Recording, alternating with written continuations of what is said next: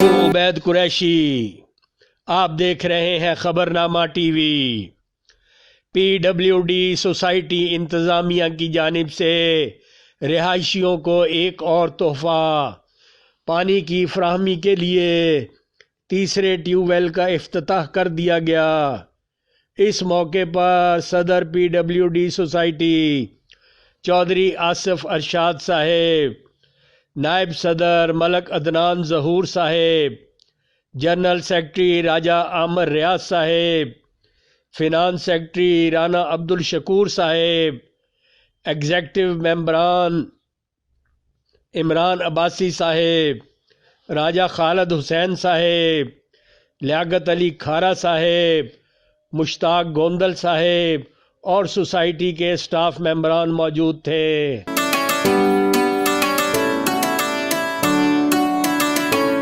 بکرا ذبح کرنے کے بعد دعا بھی کی گئی۔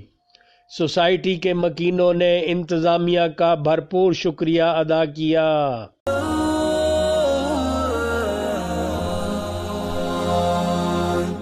جنرل سیکرٹری راجہ عامر ریاض صاحب نے گفتگو کی۔ بسم اللہ الرحمن الرحیم۔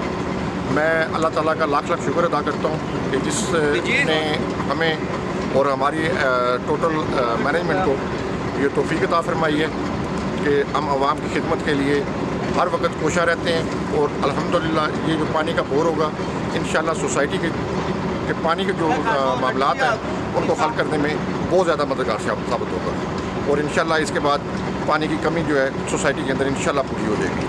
فینانس سیکرٹری رانا عبدالشکور صاحب نے خبرنامہ ٹی وی سے بات چیت کی۔ الحمدللہ آج پی ڈبلیو ڈی سوسائٹی کے اندر ہم تیسرا پانی کا بور کر رہے ہیں، تو الحمدللہ 100% سوسائٹی کا پانی پورا ہوگا۔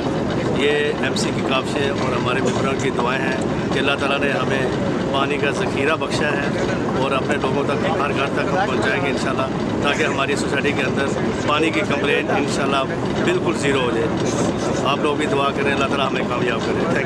نائب صدر ملک عدنان ظہور صاحب نے کہا۔